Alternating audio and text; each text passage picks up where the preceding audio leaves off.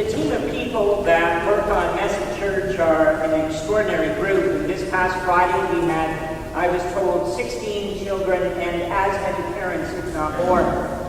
And it was a noisy, noisy gathering.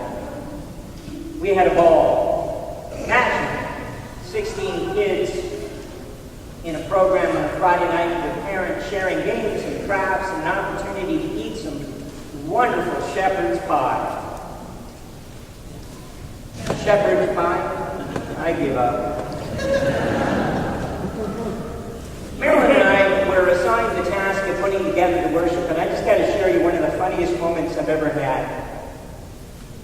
Marilyn has a wonderful history as a gifted and talented teacher in our public school system, and she's cutting out lions' heads, because we're going to give all the kids a part. Now, stick with me for a minute, but let me tell you the theme of this is Daniel in the lion's den. So, we've got pictures of lion's head for some of the kids, and the rest of them are dressing up as angels and kings, and it's costume. This is Mr. Dress Up at its best. And we've been working towards this experience, and in the middle of telling the story, we dress up one little child as a king, and boy, he's impressed to have that crown. And we've got angels, and she's just standing there in all of her 6-year-old glory. And we've got a bunch of lawmakers that are in the story that are sort of the ruffians of the group, and they got all their costumes on. And then I announced we need a Daniel. And this 4-year-old little kid waves the hand. I'll be Daniel. So we're telling the story. We're telling the story about the king meeting with the lawmakers and them deciding that there needs to be a law against praying to the God Almighty, and that everybody should pray to the king. And I looked over at the king, and he's standing proud. And I said that there's an angel, we're going to need an angel for help in a few minutes, and the angel, she's standing there angelic. And so I go on to tell the story that the lawmakers decide that anybody who prays will be put in the lion's den. And then we pick a Daniel. And then as the story goes on, I begin and I say, and then so they arrested Daniel because he was praying, and they put him in the lion's den. And I looked over at this little 4-year-old, and he freaked. At that exact moment, I decided that we should probably stick with the New Testament. I assured little Daniel that I would be the substitute, at which point he looked at me and without any hesitation did this. It was a wonderful night. I just wanted to share the story and be able to thank those that were involved. Today's gospel is very different. Today's gospel is Jesus hanging out with the Pharisees. I don't understand why he placed himself repeatedly with people that didn't like him. I mean, really. Do you go to somebody's house over and over again, and every time you get there, all they do is criticize and ridicule you? But he did. He put himself in that vulnerable position to hear everybody out. And there he is. And they're criticizing him because he's having dinner with ladies of the night. Crooks, thieves, muggers. And they think they're so perfect. But if anybody looked into the skeleton of their closet, it'd be a different story. Anyway, Jesus sort of makes his way through the process, and he turns to them and he explains why he's there. He says, look, if you had sheep. Now, see, a lot of people had sheep, so this was pretty easy to hear. Kinda. Because he said, if you had sheep, one of them got lost, wouldn't you go looking for that sheep? You'd leave the other 99 behind you and go looking for that sheep. And basically he's saying the love and care and tenderness of God is that when we're lost, Christ comes looking for us. We don't have to look for Christ, he comes looking for us. Whether you're lost in your marriage or at work or a personal situation with a friend, no matter what it is, we all get lost. Christ comes looking for us. And the image that we're used to seeing is on his shoulders and carrying it back. But what you don't know about the rest of the story is the reality of sheep. So let me fill you in a couple things. Sheep are stupid. I mean, not just a little dumb, but stupid. They'll run right into a wall as a group. They'll bite the hand that feeds them. They're in total chaos on a regular basis. They're not only not real bright, but they're mean. Especially the rams, because they like to establish dominance over the rest. And they've been known to kill a small child who got in the way. So when Jesus talks about sheep, he's not just talking about these cute little critters that wander around the hillside. He is making a very bold statement about sheep, and he's talking about people. People. This is a hard reading to hear because none of us like being told that we might get lost, and none of us like being told that we may be like a particular kind of animal, but the truth is that we are. I'll never forget the experience. I was serving in Essex County in Harrow and Colchester and Malden. Joyce was a vet tech at the time and also working in a people doctor's office. And as you can tell, she prefers the animal setting.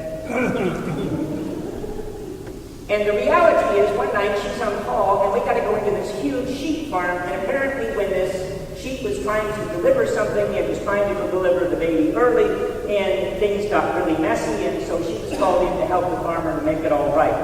Well, the first thing I did is I called her right in, because of course I know what I'm doing with sheep. Until I saw blood. Then I decided I'd go to the other side of the barn. Only the sheep were very upset that I was in their territory, and they started to bite, and kick, and ram.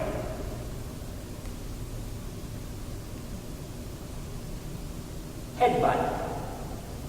Favorite thing to do. Establishes dominance. So I decided that I would get on the outside of the fence. At which point the farmer indicated that maybe I could feed them. So I took the feed bucket and I stayed on the outside of the fence, and I just had them follow me up and down the fence for about 15 minutes. I got the food, dude. You want a random jam? I got the food, dude. It was fun until one of them came over the fence. And it was a ram, all big and powerful like. And I did what any man of integrity who is totally clueless in a barn would do. I robbed that bucket and ran.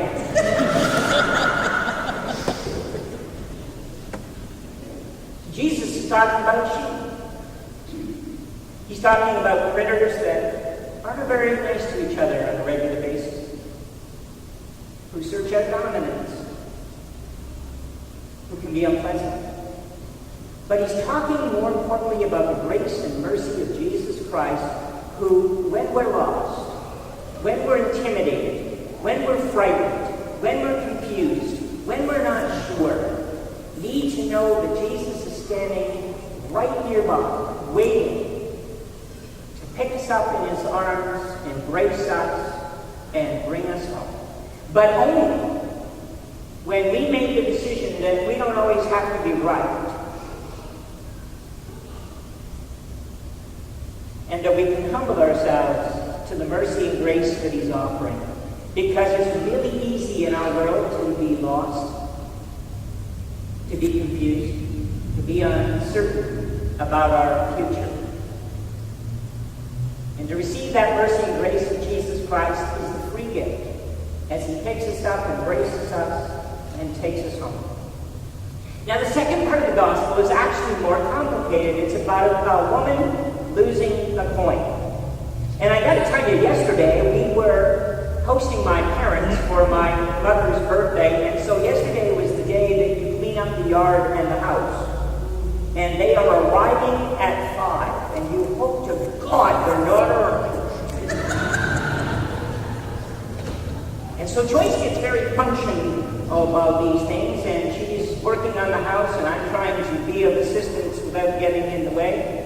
And as we're working together on this, one of the things I discovered is that when you clean a house, you find a number of things you thought were lost. About 6 weeks ago, Joyce loaned me the key to the back door of the house. And for about 6 weeks, I've been avoiding a conversation with her about the key. Because the truth is, I lost it. And I had searched everywhere except one table.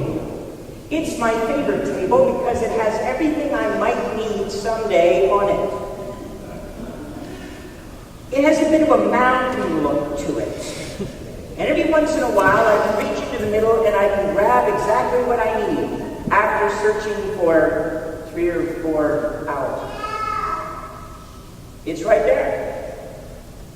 And yesterday, as I was cleaning the table, and she had done 4 or 5 other major chores, and I was still cleaning the table, I turned to her and I said, "You know that key you lost?"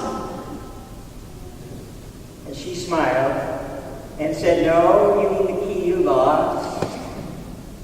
And I know that smile. It means drop and run. And I took it over and I said, "I found the key that I lost. I'm sorry about that. Here's the key." And she just smiled, put it in her pocket, and walked away. The woman who found the key in the gospel story was searching for the coin because it was really important. It was probably all she had. When we feel lost, we want to be able to be found. Many teenagers and young people in their 20s often talk about journeying through Europe so they can find themselves. It strikes me as odd. If you can't find yourself at home, how are you going to find yourself in Europe? But I know it gets done. The clean and clear message of the gospel today is, when you lose the most important part of yourself, Christ is waiting to take you by the hand and walk you home.